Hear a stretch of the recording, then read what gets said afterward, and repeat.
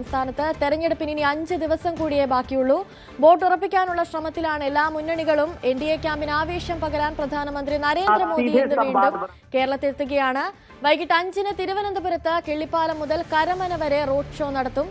തിരുവല്ലയിലും പൊതുപരിപാടിയുണ്ട്. FCRA നിയമ ഭേദഗതി അടക്കമുള്ള വിവാദങ്ങളിൽ പ്രധാനമന്ത്രി എന്ത് പറയുമെന്നതിലാണ് ആകാംക്ഷ. ഡാൻ കുര്യൻ ചേരുന്നുണ്ട് കൂടുതൽ വിവരങ്ങളുമായി. Dan, good morning. Dan, BJP താമര വിരിയുമെന്ന് പ്രതീക്ഷിക്കുന്ന ഒരിടമാണ് തിരുവനന്തപുരം. അവിടേക്ക് പ്രധാനമന്ത്രി എത്തുമ്പോൾ പ്രധാനമന്ത്രി എന്ത് പറയുമെന്നുള്ളതിന് കാതോർക്കുകയാണ് ഇപ്പോൾ രാഷ്ട്രീയ കേരളം. അതുപോലെ തന്നെ സ്വർണ്ണക്കൊള്ള അടക്കമുള്ള വിഷയങ്ങളിൽ മോദിയുടെ പ്രതികരണം എന്താകും എന്നുള്ള ഒരു കാത്തിരിപ്പിലാണിപ്പോൾ കേരളം.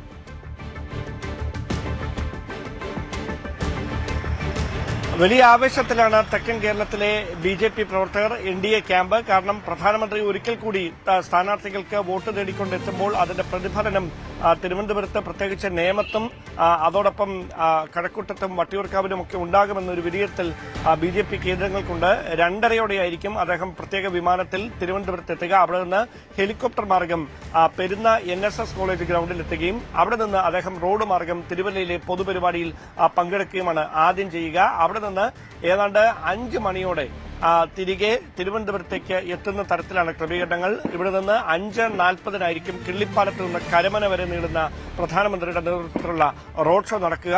നഗരം മുഴുവൻ ഇതിനോടകം തന്നെ പോലീസിന്റെ വലിയ സുരക്ഷാ വലയത്തിലാണ്.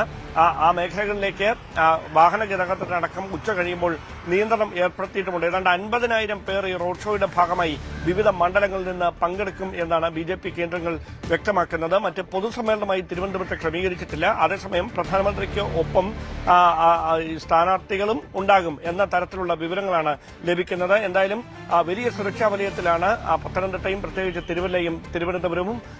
തെരഞ്ഞെടുപ്പിന് ദിവസങ്ങൾ മാത്രം ബാക്കി നിൽക്കുന്നതിനിടയിൽ പ്രധാനമന്ത്രി വീണ്ടും കേരളത്തിലേക്ക് എത്തുമ്പോൾ വിവാദ വിഷയങ്ങളിൽ, തെരഞ്ഞെടുപ്പിനുമായി ബന്ധപ്പെട്ട ഏറ്റവും കൂടുതൽ ചർച്ചയായ വിവാദ വിഷയങ്ങളിൽ പ്രധാനമന്ത്രി നരേന്ദ്രമോദിയുടെ ഭാഗത്തുനിന്ന് ഉണ്ടാകാൻ പോകുന്ന പ്രതികരണങ്ങൾ രാഷ്ട്രീയമായി വലിയ തരത്തിൽ ചർച്ചകൾക്ക് വഴിവെക്കുമെന്ന കാര്യത്തിൽ സംശയമൊന്നും വേണ്ട. സ്വർണ്ണക്കൊള്ള അടക്കമുള്ള കാര്യങ്ങൾ അദ്ദേഹം വീണ്ടും ചർച്ചയായി ഉന്നയിക്കുമോ? ശബരിമല വിഷയത്തിൽ മറ്റെന്തെങ്കിലും പ്രസ്താവനകൾ പ്രധാനമന്ത്രിയുടെ ഭാഗത്തുനിന്ന് ഉണ്ടാകുമോ എന്നതാണ് അറിയാനുള്ളത്. അതോടൊപ്പം FCRA ഭേദഗതിയുമായി ബന്ധപ്പെട്ട കഴിഞ്ഞ ദിവസം കിരൺ റിജിജുവുമായി ക്രൈസ്തവ സഭാ പ്രതിനിധികൾ നടത്തിയ ചർച്ചയിൽ ആശ്വാസകരമായ വിവരങ്ങളാണ് പിന്നീട് പുറത്തുവരുന്നത് എന്നാണ് സഭാ തലവന്മാരൊക്കെ വ്യക്തമാക്കുന്നത്. അതായത് ഈ സഭയുടെ സെഷനിൽ ആ ബില്ല് പാസാക്കില്ല എന്ന് അദ്ദേഹം ഉറപ്പ് നൽകിയതായും അടുത്ത തവണ, അതായത് വിശദമായ കൂടിയാലോചനയ്ക്ക് ശേഷം ആശങ്ക പരിഹരിച്ചുകൊണ്ട് മാത്രമേ FCRA നിയമം ഭേദഗതി നടപ്പിലാക്കിയുള്ളൂ എന്ന് ഉറപ്പ് നൽകിയതായാണ് കിരൺ റിജിജുവും അതോടൊപ്പം തന്നെ സഭാ പ്രതിനിധികളുമൊക്കെ വ്യക്തമാക്കിയിരിക്കുന്നത്. അങ്ങനെയെങ്കിൽ അതുമായി ബന്ധപ്പെട്ട പ്രധാനമന്ത്രി ഈ ആശങ്കകൾ അകറ്റാനായി ഏതെങ്കിലും പ്രതികരണങ്ങൾ നടത്തുമോ എന്നതും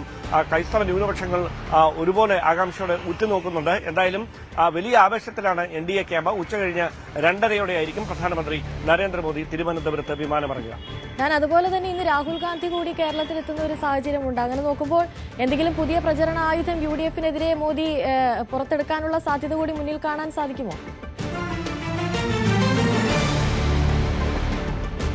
ഇനിയും പുതിയതൊന്നും വരാനില്ല. എല്ലാം അദ്ദേഹം പറഞ്ഞു കഴിഞ്ഞതാണ്. ഒരുപക്ഷെ ഇതിനോടകം ഉന്നയിച്ച വിമർശനങ്ങൾ കുറച്ചുകൂടി ആക്കം കൂട്ടി ഉന്നയിക്കാനുള്ള ഒരു നീക്കമായിരിക്കും പ്രധാനമന്ത്രിയുടെ ഭാഗത്തുനിന്നുണ്ടാകുക. രാഹുൽ ഗാന്ധിക്ക് പുറമെ കോൺഗ്രസിന്റെ മറ്റ് ദേശീയ നേതാക്കളൊക്കെ സംസ്ഥാനത്തിന്റെ വിവിധ ഇടങ്ങളിലായി പ്രചാരണത്തിന്റെ ഭാഗമാകുന്നുണ്ട്. നാളെ ഈസ്റ്റർ ദിനമാണ്. അതുകൊണ്ട് തന്നെ ഈ പരമാവധി വിശ്വാസ സമൂഹത്തെ കയ്യിലെടുക്കാനുള്ള ഒരു നീക്കം എല്ലാ മുന്നണികളുടെയും ഭാഗത്തുനിന്നുണ്ടാകും. അതോടനുബന്ധിച്ച് ഇന്നലെ മുതൽ തന്നെ ദുഃഖവെള്ളി ദിനത്തിൽ ഈ കുരിശിന്റെ വഴിയെ നടന്നും അതോടൊപ്പം പ്രാർത്ഥനകളിൽ പങ്കെടുത്തുമൊക്കെ വിശ്വാസികളുടെയും സഭാ നേതൃത്വത്തിന്റെയും ഒക്കെ പിന്തുണ ഉറപ്പാക്കാനുള്ള ശ്രമം എല്ലാ മുന്നണികളും ഒരുപോലെ നടത്തിക്കൊണ്ടിരിക്കുകയാണ്. അതിനിടയിലാണ് ലോക്സഭാ പ്രതിപക്ഷ നേതാവ് രാഹുൽ ഗാന്ധി കൂടി എത്തുന്നത്. ഒരു വശത്ത് പ്രധാനമന്ത്രി, മറുവശത്ത് ലോക്സഭാ പ്രതിപക്ഷ നേതാവ്. ഇങ്ങനെ ദേശീയ നേതാക്കൾ സംസ്ഥാനത്ത് കളം നിറയുമ്പോൾ സംസ്ഥാനത്തെ തെരഞ്ഞെടുപ്പ് പോരാട്ടം എന്നൊരു ദേശീയ തലത്തിൽ ശ്രദ്ധയാകർഷിക്കുന്ന ഒരു നിയമസഭാ തെരഞ്ഞെടുപ്പ് പോരാട്ടമായി കൂടി മാറുകയാണ്. കാരണം ദക്ഷിണേന്ത്യയിൽ കേരളം കൂടി പിടിച്ചെടുത്താൽ അത് കോൺഗ്രസിനെ സംബന്ധിച്ച് വലിയൊരു നേട്ടമായി മാറും. കർണാടകയ്ക്ക് ഒപ്പം കേരളം കൂടി അധികാര പരിധിയിലേക്ക് വന്നാൽ അത് ദക്ഷിണേന്ത്യയിൽ നിന്ന് പുതിയൊരു തുടക്കമായി മാറുമെന്ന വിലയിരുത്തലിലാണ് AICC നേതൃത്വം. അതുകൊണ്ട് തന്നെയാണ് ദേശീയ നേതാക്കൾ തമ്പടിച്ച് പ്രചാരണത്തിന് നേതൃത്വം നൽകുന്നത്. അത് ഫലം ചെയ്യുമെന്ന പ്രതീക്ഷയിലാണ് കോൺഗ്രസ് ക്യാമ്പ്. അതുപോലെ തന്നെ വലിയ തരത്തിലുള്ള ഗതാഗത നിയന്ത്രണങ്ങളൊക്കെ ഇപ്പോൾ തലസ്ഥാന നഗരിയിൽ ഏർപ്പെടുത്തിയിട്ടുണ്ട്. ഇതുമായി ബന്ധപ്പെട്ട് എന്തെങ്കിലും കൂടുതൽ വിവരങ്ങൾ ലഭിക്കുന്നുണ്ടോ?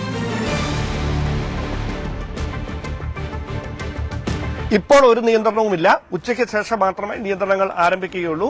അതായത് കരമന കിള്ളിപ്പാലം വഴിയുള്ള വാഹന ഗതാഗതം, നഗരത്തിലേക്കുള്ള വാഹന ഗതാഗതം, എയർപോർട്ട് മുതൽ കിള്ളിപ്പാലം വരെ എത്തുന്ന മേഖലകളിലേക്ക് ഉച്ചയ്ക്ക് ശേഷം, അതായത് പ്രധാനമന്ത്രിയുടെ വാഹനവ്യൂഹം കടന്നു വരുന്നതിന് മുന്നോടിയായിട്ട് നിയന്ത്രണങ്ങൾ തുടങ്ങും. പോലീസിന്റെ കനത്ത നിരീക്ഷണം നിലനിൽക്കുന്നുണ്ട്. ഒരു 3:30 മാത്രം 3:30-4 മണിക്ക് ശേഷം മാത്രമേ പൂർണ്ണ തോതിൽ ഗതാഗതം പൂർണ്ണമായി ഇവിടെ വഴിതിരിച്ചുവിടുന്ന തരത്തിലേക്ക് മാറുകയുള്ളൂ. അതുവരെ ഭാഗികമായ നിയന്ത്രണം മാത്രമാണ് നിലനിൽക്കുന്നത്. വൈകുന്നേരം 3 വരെ ഏറെക്കുറെ എല്ലാവർക്കും മറ്റ് പ്രശ്നങ്ങളൊന്നുമില്ലാതെ, അസൌകര്യങ്ങളൊന്നുമില്ലാതെ നഗരത്തിലൂടെ യാത്ര ചെയ്യാം. പക്ഷേ 3:30ക്ക് ശേഷം ഈ പ്രധാനമന്ത്രിയുടെ സന്ദർശനം പ്രമാണിച്ചുള്ള നിയന്ത്രണം നിലനിൽക്കുന്നതിനാൽ പോലീസ് കൃത്യമായ വ്യവസ്ഥകൾ വെച്ചിട്ടുണ്ട്. അതിനുശേഷം നഗരത്തിലേക്ക് ഇറങ്ങുന്നവർ ജാഗ്രത പുലർത്തുന്നതായിരിക്കും നല്ലത്. ശരി, ഡാൻ കുര്യനാണ് കൂടുതൽ വിവരങ്ങൾ നൽകിയത്.